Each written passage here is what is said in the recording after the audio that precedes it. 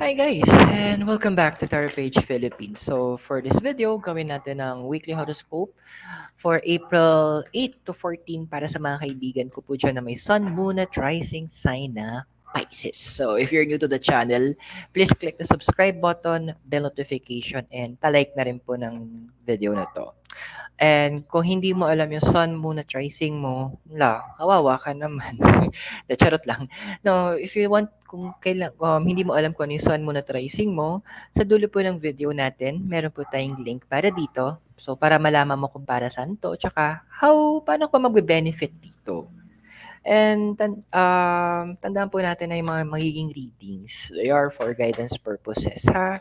May free will ka, gamitin mo to na maayos. And kung naghahanap kayo for spell works or private reading, pwede mo naman ako i-message sa Tarot Page Philippines Facebook page. So, ayan. Just ask for me. Ako yung tanong, ako yung hanapin nyo. So, ayan, we could set a date for that. Okay, so, Pisces, ano ba? Ano ba meron sa'yo ngayon? So, we're going to use a Celtic Cross. So, meron tayo dito. Okay, patigil ako doon. So, we have here is the 10 of Pentacles and there's another 10. Ayan, Unfinished Symphony. Ito yung inner being mo kasi. Ayan. Alam mo yung tipong, well, hindi kita masisisi. Sabi nga nila, money makes the world go round. So, andoon na talaga ang concern natin for the moment is actually when it comes to the finances. It's a given. It's something that kailangan natin. Sino bang hindi, di ba? So, andito na pinapakita ng cards na it is time, yun yung concern mo ngayon. And may mga bagay na parang gusto mong you're thinking na ba, ay baka pwede to or I'll have this done or eto yung pupuntiryahin ko or eto yung bibigyan ko ng pansin. Baka pwede kong kontakin si ganto. Baka meron siyang budget for that. Pero paalala lang kapatid ha, kasi although yun yung desire, yun yung nasa heart mo, pero hindi kasi lahat tungkol doon ha. Yes, money is important at hindi totoo yung iko-correct natin kasi ang dami ko narinig na gano'n, maling-mali yun. Yung sinasabi lang money is the root of all evil. Incorrect po siya, Pisces. Actually, the correct phrase for that is the love of money is the root of all evil. Totoo, yun. Money is not evil. Hindi masama ang pera, ha? Kailangan natin yan. Yung sobrang yun na lang yung focus, doon nagkakaproblema, doon nagkaka-issue. Yun ang nagiging concern. So Pisces, it's okay to think about money. It's okay na mag-isip ka ako sa kaperahan, maging concern ka. Pero huwag mong hayaan na doon ka mag-focus. Okay? So ano man magkocross kasi sa'yo? Three of Swords, tapos not for you. Alam mo, bisang gusto gusto kitang yakapin. Kapatid, Pisces, um, walang masamang tumulong, walang masamang mag-extend ng help. Wala din naman masama na maging concern tayo sa mga tao sa paligid natin. Concern tayo sa family natin, concern tayo sa mga friends natin. Pero naman, please, know your limit. Alamin mo kung hanggang saan, ang ingay, kung hanggang saan ka lang hanggang saan ka tutulong. Anong klaseng tulong ibibigay mo? Sinong tutulungan mo? Hindi naman tayo bira ng bira. Hindi ka naman hindi ka naman charity. Hindi ka naman charity works. Hindi ka naman philanthropist. Tulong, di ba? Tignan mo with base here, alam mo yung mga tipong pag nung ikaw ay nangangailangan, wala, nawawala yung mga tao, nawawala sila that they don't know, wala kang matakbuhan. Tama na yung ganong incident, tama na yung ganong mga kaganapan. Let's end that cycle. Kasi naman dito, yun yung pumipigil sa'yo eh. Meron yung sinabi na si Vice Ganda. Actually, I appreciate that kasi na-describe niya yung situation ko before na minsan kaya ang daming mga tao din na hindi umaangat sa buhay kasi dapat yung binigay ng universe sa'tin na gagamitin natin sa sarili natin to make us better, itinutulong natin. So ending lahat tayo hanggang dun na lang. If you want na makita mong umangat sila, you need to first, ikaw muna. Ikaw muna yung aangat. Kasi you can, kaya mo na silang dalhin doon sa level kung nasaan ka. Isipin mo na lang yung pinaka best yung ano to description dito lagi is yung sa hiking na may nauuna sa nag-hiking sa mga yung tagang climbing talaga ha. Lagi may isang nauuna, nakatali lahat sa kanya. That's the strongest and that's you. Pero kung hanggang saan lang naabot mo, hanggang dun mo na silang pwedeng dalhin. So you need to level up. You need to grow. You need to make sure that you are growing, that you are making yourself better, that andoon na umaangat ka, andoon na nagpo-progress ka. Kapatid, life is a progress, ha? Life is a journey. Hindi tayo nagiging stagnant. Hindi tayo naiiwan doon sa lugar na andun lang tayo. Kasi andito yung point na na ang laki ng heart mo. Siguro kasi sa lahat ng mga water sign, ikaw yung babad sa tubig eh. Ikaw yung nakalublub, ikaw yung nakadaw-daw dyan. Learn to control that, ha? Kasi ikaw yung nagsasuffer, ikaw yung magsasuffer. Ano ba crown mo? King of Cups, tsaka number 9, Treasure Island. Well, sabi ko nga sa'yo nung una, hindi masama ang pera. And ang ganda naman ng desire mo. Gusto mo lang namang makatulong sa kanila. Gusto mo na maging, kumbaga, yung hindi ko na, mga linyahan na, yung mga hindi ko naranasan or wala ako nung dati, gusto ko sila meron. Yung mga hindi ko napuntahan, mga nakain ko, gusto ko sila din meron. Okay, sige. Andun tayo sa point na yon, Pisces. Pero, ikaw muna. Let yourself, kumbaga, bigyan mo ng chance na you fulfill it for yourself. Bigyan mo ng chance naman na, ay wow, maganda palang pumunta dito. Ay maganda palang pumunta sa Sagada. Or ay maganda pala yung mga tanawin sa La Trinidad. Or okay pala mamili ng mga gamit sa Baguio. Ang ganda pala ng dagat pagdating sa La Union. Girl, ikaw muna. This is the time na bigyan mo ng chance yung sarili mo na ma-experience yun. And use that para ma-inspire sarili mo na to do more, to be more, to make more, to achieve more. Kumbaga, yun yung magiging ano mo na, ay, nagawa ko. Sila din gusto ko. Then strive, laban. Angat mo yung sarili mo. Palakasin mo. Kumbaga sa gym, bago ka maging trainer, ikaw muna, syempre. Isipin mo lang ako yung magte-train sa'yo sa gym, di ba? Oh, di ba? Gets mo yung concept. Ano bang foundation natin ngayon, Pisces? So, we have here is the Five of Pentacles, tsaka yung Y. Alam mo yung tipong, yeah, finances is something that is needed. Pero, andun kasi na, kasi iniisip mo, kasi may mga iba sa inyo na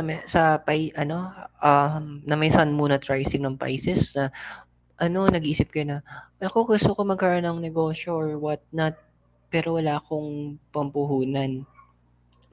Pinapala sa'yo ng 5. Stop for a moment. Ano yung nasa paligid mo?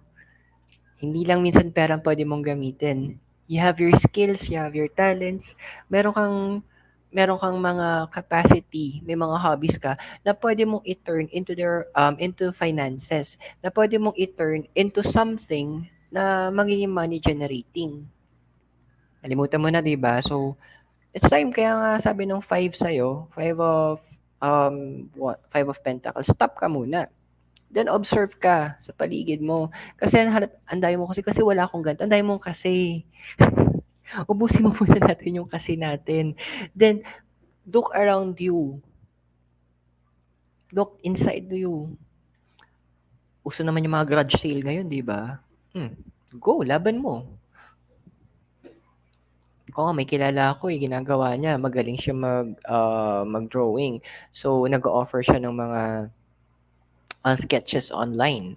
Hmm, from there, nakagawa siya ng nagkaroon siya ng puhunan, then nakapag-start siya ng small business niya. Ayun, nagbebenta siya ng kwek-kwek, pero hindi niya binitawan yung pag-o-offer sa paggagawa ng mga portraits. Ah, it's an example for you. Ano ba yung recent past mo kasi, Pisces? So, we have here the Ten of Swords and flexibility. Ah, so feeling mo naman, ano, parang kasi wala ka in the past kasi kulang-kulang yung alam mo or hindi mo kasi alam to or kulang yung alam mo about dito. You don't have this kapatid, hindi means ano if you're going, kung babalik tayo before, no mga early 2000, mas madalas to ang tinitingnan, hindi yung kung ano yung, ano mo ano na achieve mo when it comes to educational perspective. Sometimes, oo, kailangan yon, hindi natin tatanggalin yun, kailangan natin mag-aral. Pero the experience, yun na nagre-refine sa atin. Yung experience, yun yung nagbibigay sa atin ng additional growth. The experience, yun yung nagpapalawig. Yun yung naghahasa sa atin. Yun na yung nagbibigay ng, kumbaga, naghahasa sa atin. The universe, nakikita ko sa word natin, yung ikot nito, binibigyan ka ng chance how to make things better para sa iyo eh. You have those na, alam mo yung tipong, hindi ko kasi alam to, wala akong ganto, wala akong, um, oo, sige na, acknowledge na natin yan, Pisces. Pero ba't do'n ka nagdo-dwell? Bakit yun na lang ang iniisip mo? Hindi mo puwede nating isipin na besides sa kung wala ka nito, ano yung meron ka naman? 'Di ba? Let's be flexible about it. Wala ka ng ganito, pero meron kang ganito. So, yun yung gamitin mo to make the most out of it. 'Di ba parang ganito, may nakausling pa ako, walang martilyo, may nakita kang bato. O, 'di ba? Be flexible about it. Wala tayong magagawa sa past. It's a history. It's part of your story. Pero may magagawa kayo sa ngayon. Wala ka man ito, pero may alternatives. Ano ba yung possible development mo into the future? Oh, the chariot and the tribe. Ayan. So sa mga nagpa-plan dyan, magbakasyon ng mga Pisces, go. Sa mga nagpa-plan dyan to magkaroon ng mga getaway, mag-isa, why not? Diba? Deserve mo naman yon, Pisces. Kasi andun yung point na naghahanap ka ng clarity, naghahanap ka ng parang peace of mind, naghahanap ka ng moment na parang, ay, gusto ko munang mamahinga, gusto ko naman makahinga, makapag-isip-isip. Then this is the time na gawin mo siya. Bakit mo kailangang dahil wag mo talaga isipin ano yung mga magiging reaksyon nila. Especially yung may mga nangungutang sa inyo. Hindi mo naman sila kasama sa budget originally, 'di ba? Yun yung nakakainis eh. Ewan ko kanino 'tong reading na 'to, yung part na na 'di ba nagbakasyon ka, ta's prior na may nangutang, eh, tumanggi ka. Tapos sasabihin sa'yo, "May pera ka naman pala eh, ba't di mo ako pinautang?" Ay, alam mo sagot ko sa ganyan, ay hindi ako na-inform na responsibilidad ko pala pahiramin ka. Hindi mo ako na-inform na kasama ka pala sa budget. There's nothing wrong in saying no. And there's nothing wrong as well sa unahin mo yung sarili mo. Tandaan mo, may responsibility ka na sa sarili mo ha. Hindi puro sila, hindi puro ibang tao. Paano ka? Diyos ko. Nagpaplano ka nga mag-ayos ng finances mo, di ba? So, find a way to say no. Ay, may emotional environment mo kasi. Tingnan natin. Five of Cups, tsaka 47, go the distance. I'm, I love you, Pisces. Sabi ko lang, I love you. Ayun. Oo nga, water elemental ka. Naintindihan ko yon, naintindihan natin yon, you're very connected sa emotions mo. Pero, wag nating gawing dahilan na kasi water elemental ako, kaya masyado akong maramdamin, masyado akong sensitive, masyado akong concerned. Talaga ba? Remind you Pisces, nag-decide tayo na magpaapekto. At the end of the day, decision pa rin natin. Sabi nga doon sa Fast and the Furious, namuta ko ng part, sinabi doon na ang pwede mo makontrol, iniisip mo at reaction mo. So, matuto kang kontrolin yun. Matuto ka na alamin mo kung eto ba yun. Kung hanggang dito ba, what is the limitations? What are the things that you need to make sure na okay, hanggang dito lang siya. Kasi, kung hahayaan mo nagpapaapekto ka sa emotional level, the person, makokontrol ka na. Magkakaroon na ng influence, magkakaroon na sila ng direction, ng voice sa'yo. And ikaw, mahihirapan ka ng maniobra yung sarili mong buhay.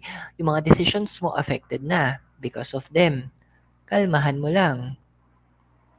At the end, paalala lang, medyo masakit sasabihin ko sa'yo, Pisces, however, you let them influence you. Decision mo yon. Now, make a decision na hindi na. Ito yung moment that you take things, kunin mo, mag-decide ka. What is the limit? Ano yung bawal? Ano yung tatanggapin mo, ano yung hindi? Ano kasing physical environment mo? Magician, tsaka new life. Magbakasyon ka na talaga, please lang. Pisces. Alam mo yung kahit yung mga tipong kahit malalapit lang. Inisip mo kasi, yung sa finances, ganyan-ganyan. Girl, once na pinlano mo yan, kusang darating yan sa finances mo. Kusa mong ma-achieve, kusa magkakaroon, kusa siya mga magmamanifest. Because meron ka ng decision. Meron ka ng decision. Meron ka ng target. Meron ka ng um, gustong ma-achieve.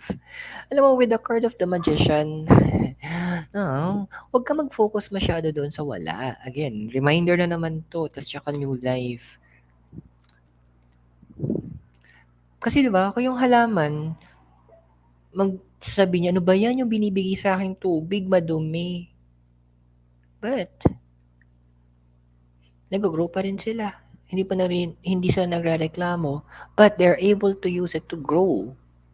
Nakagamit pa rin na yung tubig. Regardless, kahit wala ka, kung ano yung meron ka, make the most of out. Gamitin mo yon para mapalago or to make yourself stronger. Hindi ka magkakaproblema nito. You will still be there. You will still be good. The new life, hanap ng, hingi ka ng additional chances, hingi ka ng fresh start, ikaw magbigay sa sarili mo nun by cutting off yung mga kailangan may cut off and then focus ka doon sa finances mo para mag-grow. Diba? Sinamarize natin. Ano bang hopes and fears mo kasi? So, 7 of Pentacles, tsaka Poise. So, ito na nga. Ayan. Ito na nga. With these two cards na na 7 kasi is about wisdom. So, natatakot ka lang naman din na baka magkaroon ka ng mismanagement ng finances. Usong mag-aral, usong matuto, usong magtanong. Alam mo, actually, compared dati, sabihin natin 20 years ago, ang limited ng resources nun. Now, we have the internet. Ang daming mga information about paano mo ma-manage yung finances mo, paano mo mapapalago, paano mo mapapaikot. Ang dami. It's all about, sabi nga information at the tip of your finger. Ando na lahat. Ando na lang po, may mga experts na willing silang mag-share, magturo. May mga videos, may mga books, nagkalat, may mga articles. Ikaw lang hinihintay na maghanap. Ikaw lang yung hinihintay na mag-search. Kaya nga 'di ba, huwag ka masyadong it's for you to decide right now. Ikaw na yung gagawa ng paraan. Ano ba kasing happening sa possible future mo? So we have here is the 7 of Wands and number 2, Yin. Oh, ayan na nga. Ay, paulit-ulit tayo. Oo. Bakasyon, bakasyon, bakasyon. Kailan mo mabalak? Ano to, drawing tayo for life? Drawing tayo na yun lang yung Ato na lang, hanggang dun na lang ba? Hanggang pangarap na lang ba? Wag naman ganun, ma'am. Let's put ourselves in the place na we will be acting parang na gagawin natin yung mga target natin para sa life natin. Kasi kung hindi, sinong gagawa para sa'yo? Ako? Siya? 'Di ba? Make that decision. And minsan kailangan natin huminga muna. Minsan kailangan natin isang kahit maiksing bakasyon man lang para mag-isa, para makahinga, ma-release, at ma-let go natin yung mga kailangan natin so that pwede tayong magsimula ulit sa bago. So I hope nakatulong yung readings sa'yo at tandaan yung mga readings natin. They are for guidance purposes. May free will tayo, gamitin natin ito na maayos. And again, kung bago po kayo sa ating channel, please click the subscribe button, the bell notification, and palike na rin po ng ating video. Okay? So again, for private readings, you can send me a message to our Facebook page, Tarot Page Philippines, same name, same picture. Okay, go guys. Maraming salamat sa inyo. God bless. Namaste. Hare Krishna and blessed be. At naway makita tayo very soon. And always remember, please be safe. Goodbye for now. Thanks.